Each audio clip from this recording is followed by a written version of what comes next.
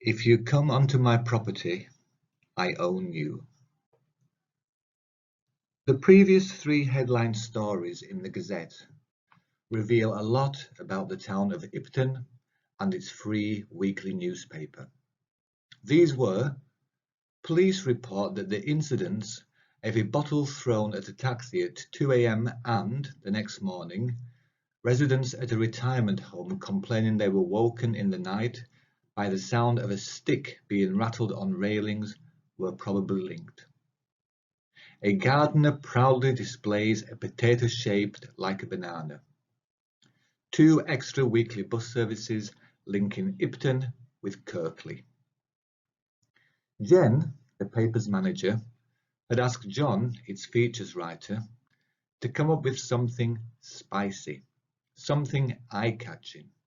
A story, this meant, that was needed to prove to the local businesses, which effectively bankrolled the Gazette with their advertisements, that Ipton's residents were actually engaging with the paper, not just trashing it in their recycle bins. John had studied Jen's face when she made this announcement, feeling, as always, sad for her. Jen was 66. She'd worked for the Gazette since she was 16. Apart from 3 cats and many plants, the paper was her life. And it was sinking. John was in his 20s. It was unlikely he'd stay at the Gazette or in Ipton for long. But that didn't mean he couldn't deliver a great story. And he had an idea. A week earlier, in a cafe on Erpton Street, he had overheard 2 nibbling women talking about him at the corner house and his odd habits. Eavesdropping, John had learned that him at the corner house had never married, had no children, didn't work, and seldom went out, but that he had a collection of everything and anything stored from floor to ceiling of his house, the one on the corner. That was it.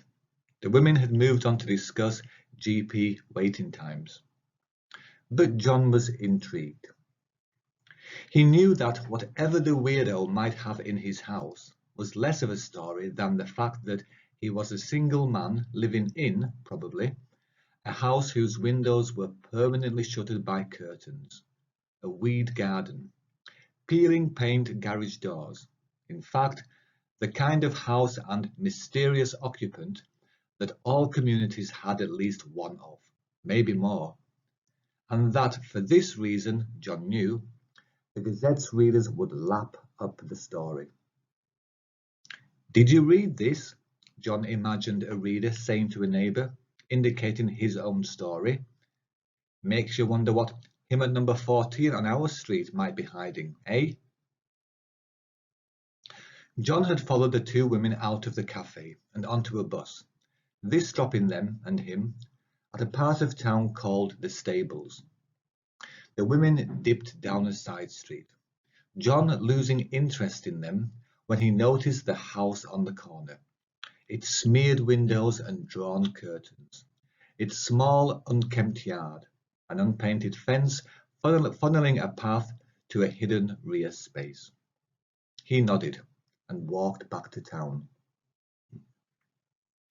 A week later, John's at the rear of the house, noting its scrubby lawn, its thick bordering hedge. He raps loudly on a scabby door twice, and it opens on a chain. "I'm from the Gazette," says John. "Do you read us?"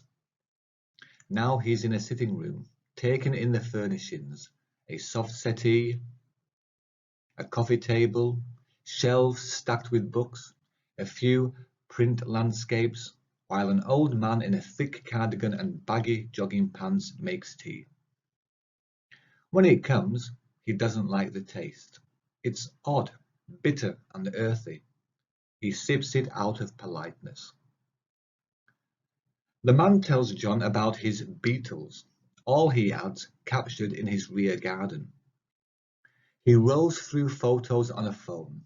Each photo is a beetle pinned to a card, about 40 altogether, and although they are different sizes and colours, they are all the same. They are beetles. The man tells John that the actual samples are in a room upstairs. John feels warm. The curtains, drawn, are thick. He asks the man why he collects the insects. He says, "They come onto my property. I own them." That is good. John stores the quotation. More photos are of spiders, about 20 in all. John hates spiders, even photographs of dead ones. He feels a prickling at the back of his neck, some sweating. "You own these too?" he asks. The man nods, adds, "Well, they came onto my property." John asks the man how he kills the insects. He shrugs, says, "In different ways." "And you have all these, the originals upstairs?" The man grins a positive reply. He has ugly teeth, John notices, stubby and yellow. The next photos are of small animals, a mouse, a shrew, a mole, similar creatures. John feels strange. He wonders if the house has central heating and if it's on. He sips the bad-tasting tea, wipes his neck, blinks at the phone.